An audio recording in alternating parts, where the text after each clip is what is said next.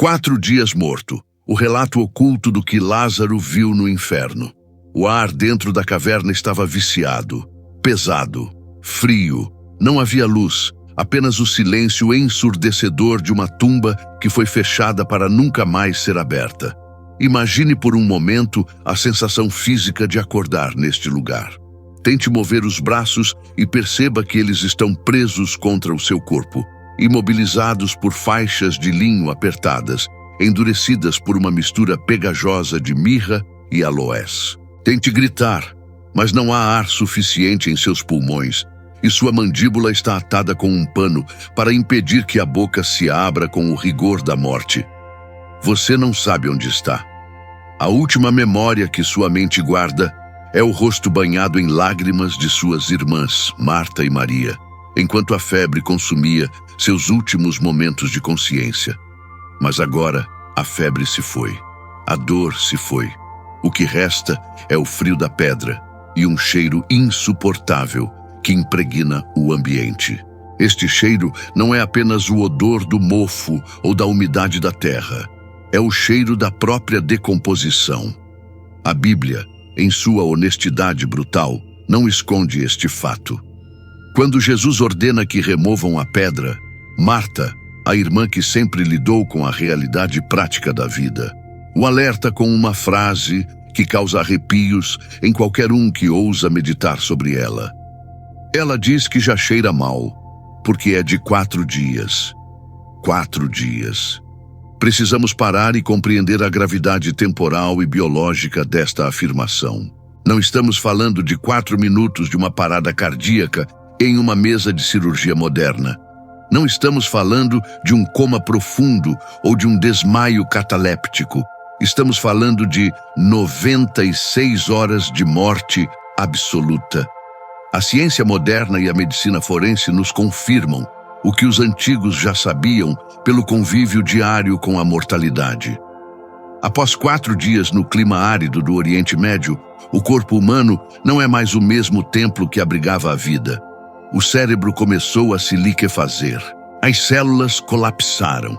O sangue parou de circular e se acumulou nas partes baixas do corpo, criando manchas escuras na pele. O processo irreversível de retornar ao pó já havia começado. Lázaro não estava dormindo. Lázaro estava podre. Mas aqui reside o mistério que a maioria dos leitores das Escrituras ignora por medo ou por falta de atenção. Se o corpo de Lázaro estava ali, deitado sobre a bancada fria de calcário, em processo de putrefação, onde estava Lázaro? Onde estava a consciência, a alma, o espírito daquele homem durante os 4 longos dias em que o Messias demorou para chegar? A teologia confortável das escolas dominicais muitas vezes pula esta parte para celebrar o milagre da ressurreição. Mas nós não podemos ignorar o abismo que existe entre a morte e o grito de vida. Nós precisamos descer onde Lázaro desceu.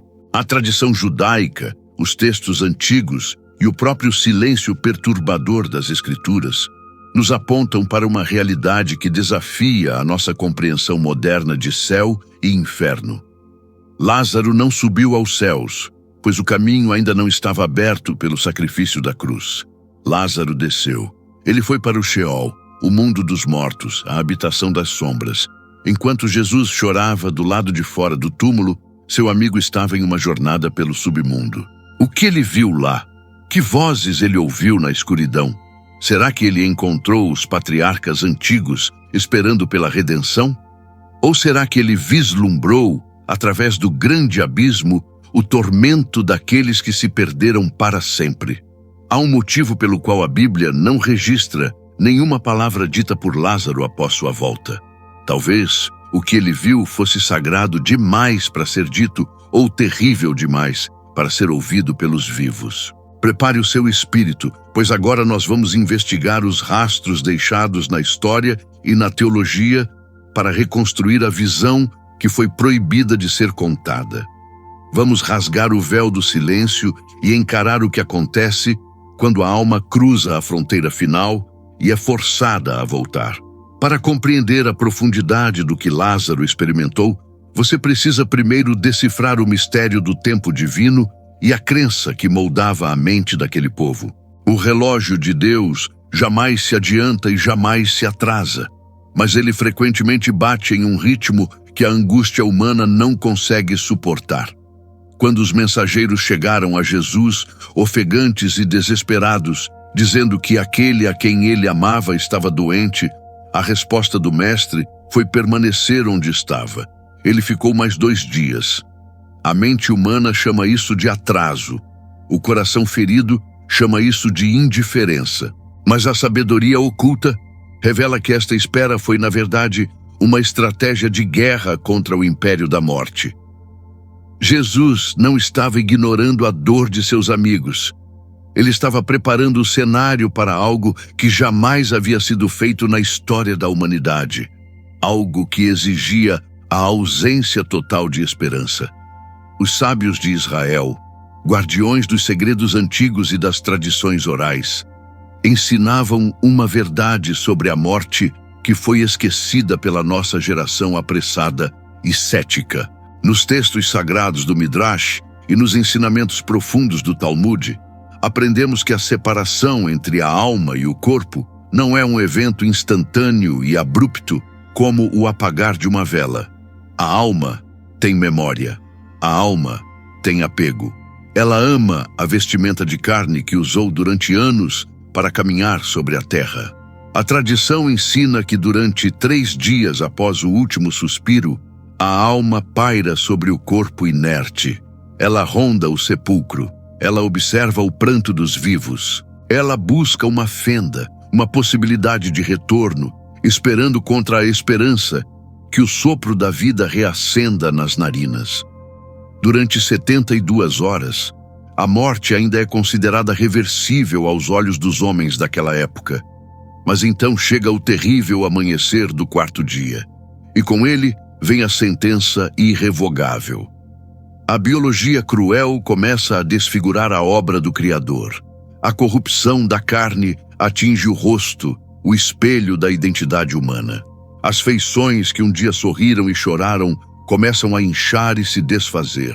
O nariz cede, os olhos afundam. Quando a alma, que pairava em vigília, percebe que o templo está em ruínas e que o rosto já não reflete mais a imagem do homem que foi, ela compreende que o fim chegou. Não há mais casa para onde voltar. A esperança se quebra. A alma então se afasta definitivamente, descendo para as profundezas do Sheol, sem olhar para trás. Para o judeu antigo, o 4º dia era o selo final. Era o momento em que a porta se fechava e a chave era jogada no abismo. Foi exatamente por este motivo que Jesus esperou. Se ele tivesse chegado antes, os céticos diriam que Lázaro apenas dormia, que foi um coma, que a alma ainda estava ali pronta para voltar. Mas Cristo esperou até que a esperança se tornasse pó. Ele esperou até que a morte tivesse reivindicado vitória total e indiscutível. O cheiro que Marta temia e que tentou evitar que Jesus sentisse não era apenas o odor insuportável da carne em decomposição. Era o cheiro da impossibilidade. Lázaro já tinha atravessado os portões de bronze que separam os mundos. Ele não estava mais na fronteira, ele já era um cidadão estabelecido no mundo dos mortos. E é para lá, para essa cidadania sombria e silenciosa, que nós devemos agora voltar a nossa atenção. O que acontece com a alma que aceita que não pode mais voltar?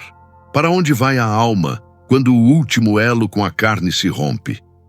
A mente moderna, acostumada com a visão simplista de céu e inferno, tem dificuldade em visualizar a geografia espiritual que existia antes da cruz de Cristo. Lázaro não subiu para caminhar em ruas de ouro, nem ouviu os coros seráficos diante do trono branco.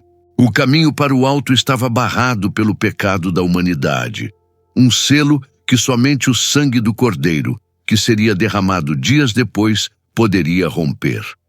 Lázaro desceu. Ele foi tragado pela gravidade espiritual da terra para o Sheol, o vasto e misterioso império das sombras que os gregos chamavam de Hades. Não imagine este lugar como o Lago de Fogo Final, mas como um imenso continente de espera, uma prisão de almas com dois distritos radicalmente opostos, separados por uma fenda que nenhuma engenharia humana poderia transpor.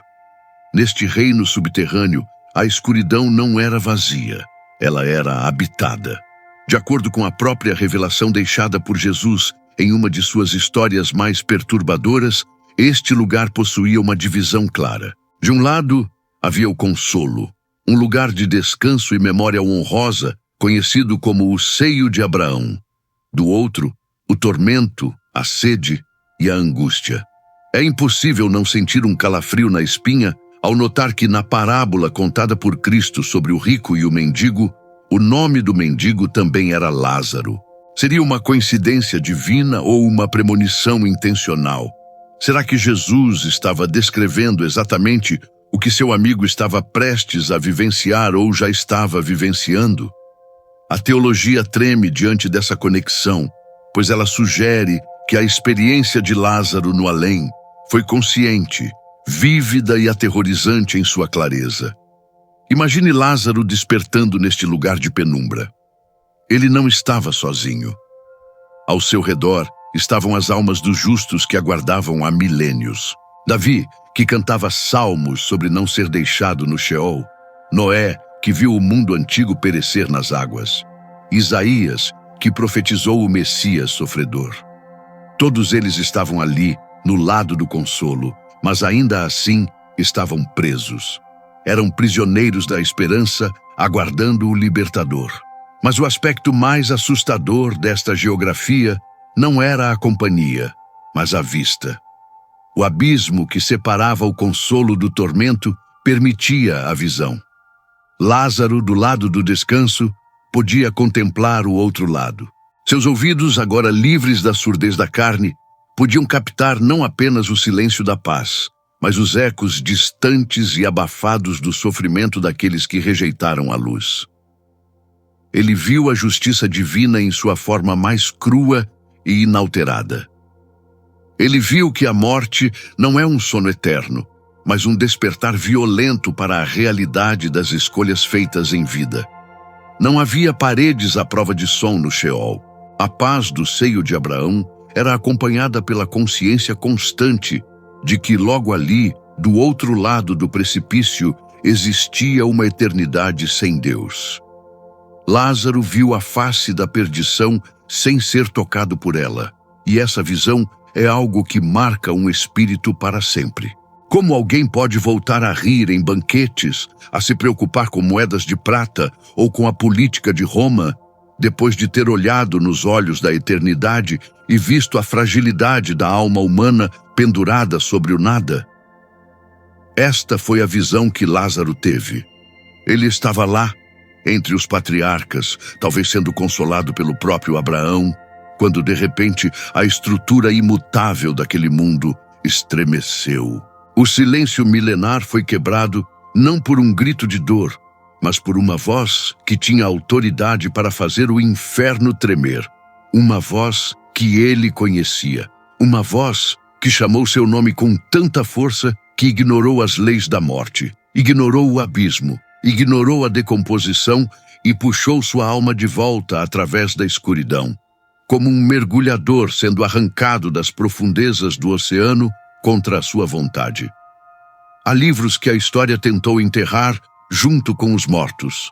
Textos antigos, copiados à mão por monges em celas escuras, que narram detalhes que a versão oficial das Escrituras preferiu manter sob o véu do mistério.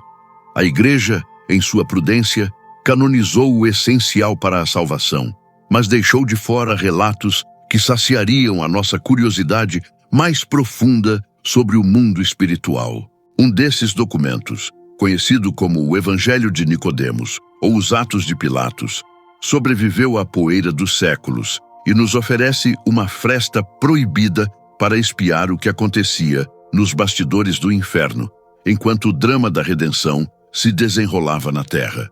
Este texto não é apenas uma lenda piedosa, é um reflexo do que os primeiros cristãos acreditavam sobre a guerra espiritual que travava o universo. E no centro desse campo de batalha estava a alma de Lázaro.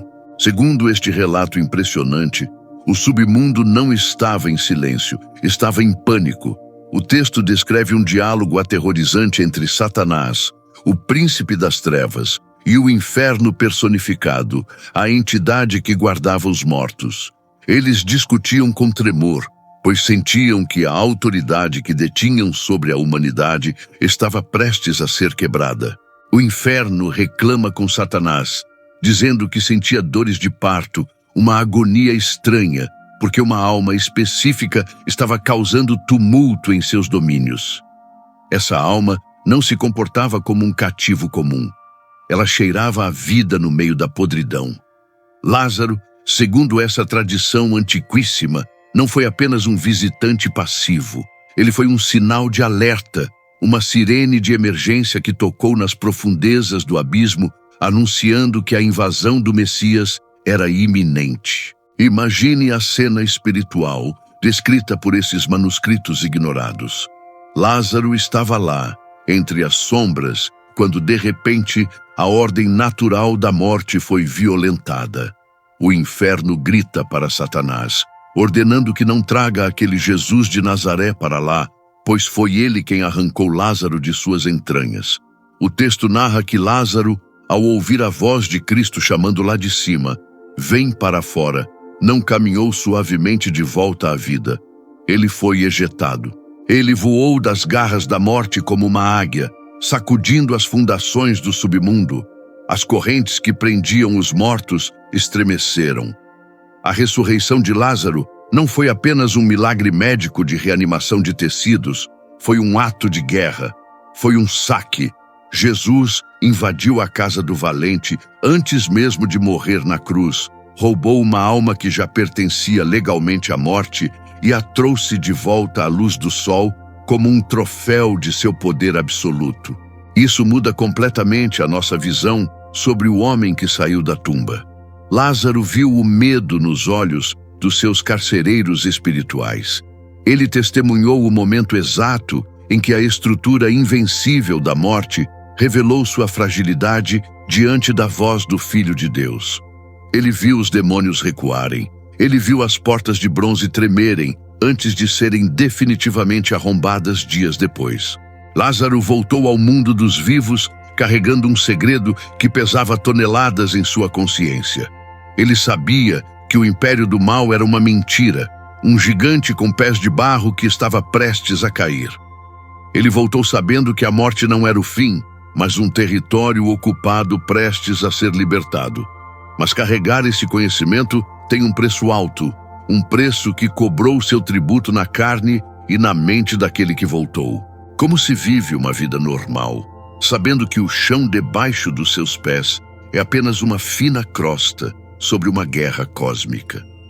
Quando Lázaro apareceu à porta do sepulcro, ainda enrolado nas faixas funerárias, piscando diante da luz crua do sol da Judéia, a multidão explodiu em espanto e louvor. Mas olhe atentamente para a cena através das lentes da realidade humana e espiritual. Enquanto as irmãs choravam de alegria e os discípulos celebravam o impossível, a tradição histórica nos sugere que havia um rosto que permanecia sério, sombrio e distante. O rosto do próprio Lázaro. A Igreja Ortodoxa do Oriente preserva uma memória antiga, passada de geração em geração, que diz que Lázaro, após retornar do túmulo, viveu por mais 30 anos, mas nunca mais foi visto sorrindo. Nem uma única vez. O homem que venceu a morte caminhava entre os vivos como um estrangeiro, como alguém que sabe um segredo terrível que torna todas as piadas e prazeres deste mundo irrelevantes e vazios. Por que essa tristeza profunda? Não era ingratidão, era o peso insuportável do conhecimento. Imagine ter provado, ainda que por um breve momento, a clareza absoluta da eternidade, onde não há tempo, onde a justiça é perfeita, e de repente ser arrastado de volta para um corpo corruptível que sente fome, sede, dor de dente e o calor sufocante do deserto. Lázaro foi expulso do porto seguro e jogado novamente na tempestade. Diz a lenda que a única vez que ele esboçou um leve sorriso irônico foi ao ver um homem roubando um vaso de cerâmica no mercado. Ele olhou para o ladrão e murmurou: "O barro roubando o barro." Ele via a realidade nua e crua. Ele via que tudo ao seu redor, o dinheiro, as roupas, as ambições, os impérios, era apenas poeira temporária esperando para voltar à terra, exatamente como ele havia voltado 4 dias antes. Além do trauma espiritual de ter sua alma reinstalada à força em um mundo quebrado, Lázaro enfrentou um terror físico muito real e imediato. O capítulo 12 do Evangelho de João nos entrega um detalhe que muitas vezes passa despercebido, mas que revela o pesadelo em que a vida dele se transformou. Os principais sacerdotes não queriam apenas matar Jesus. Eles fizeram planos para matar Lázaro também.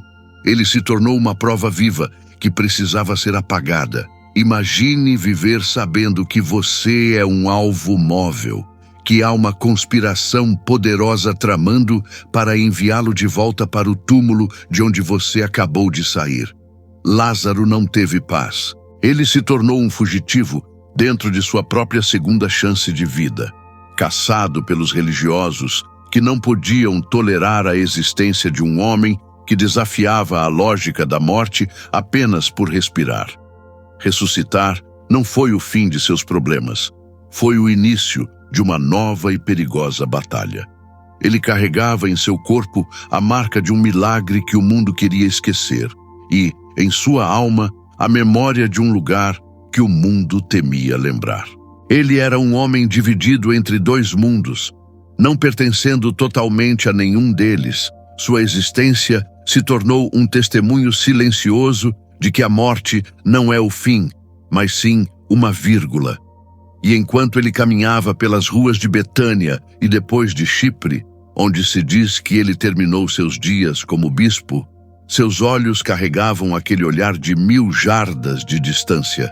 O olhar de quem viu o que está por trás da cortina do universo e percebeu o quão frágeis são as nossas ilusões de segurança. A morte é uma cobradora paciente. Ela sempre volta. Mesmo para aquele que escapou de suas garras de forma tão espetacular, o dia do encontro final foi inevitável. Lázaro envelheceu. A pele que foi regenerada pelo comando divino eventualmente enrugou. O coração que voltou a bater cansou-se novamente. E décadas depois de ter saído daquela tumba em Betânia, Lázaro morreu pela segunda vez na ilha de Chipre. Mas a história não termina em tragédia. Ela termina em triunfo silencioso. Se você viajar hoje até a cidade de Lárnaca, encontrará uma igreja antiga construída sobre uma cripta. Lá embaixo, em um sarcófago de pedra corroído pelo tempo, há uma inscrição grega que resume a vida deste homem em poucas palavras poderosas. Lázaro, o de 4 dias, amigo de Cristo. Pense na mudança abismal entre a primeira e a segunda morte. Na primeira, houve pavor, incerteza e a descida solitária ao Sheol, sem saber se haveria retorno. Na segunda, houve paz. Lázaro fechou os olhos, sabendo exatamente quem o esperava do outro lado. Ele não precisava mais temer o abismo, o tormento ou a escuridão, porque o abismo havia sido conquistado. O que Lázaro vivenciou foi apenas o prelúdio, o trailer de um filme muito maior que seria exibido ao universo dias depois de sua ressurreição. Ele viu as portas trancadas do inferno, mas não pôde abri-las. Ele viu os cativos, mas não pôde libertá-los. Ele foi apenas a prova viva de que a morte não era o fim, mas sim um inimigo que podia ser derrotado. O verdadeiro evento, a verdadeira quebra das correntes que Lázaro ouviu estremecer enquanto estava lá embaixo, aconteceu logo depois, quando o próprio autor da vida desceu aquelas mesmas profundezas, não como um prisioneiro, mas como um conquistador. Lázaro foi o espião que retornou para nos contar que o inferno é real e terrível. Mas a história não acaba no medo. Ela acaba na chave que foi tomada. Se o relato do que Lázaro viu te deixou curioso ou temeroso sobre o destino da sua alma, você precisa entender o que aconteceu quando Jesus fez a mesma viagem, mas com um propósito completamente diferente. Lázaro foi trazido para fora, mas Jesus entrou para arrombar a saída para todos nós. Para compreender a totalidade deste mistério, você não pode parar aqui. Você viu a visão do servo, agora você precisa ver a vitória do rei. Descubra o que realmente aconteceu no mundo espiritual nos 3 dias em que o corpo de Cristo esteve no túmulo e como ele esvaziou o lado do paraíso que Lázaro visitou. Assista o vídeo do canal O Sagrado Mistério sobre a descida de Jesus ao inferno e complete esta saga que revela o segredo final da imortalidade. Veja o vídeo e testemunhe a viagem que mudou a eternidade para sempre.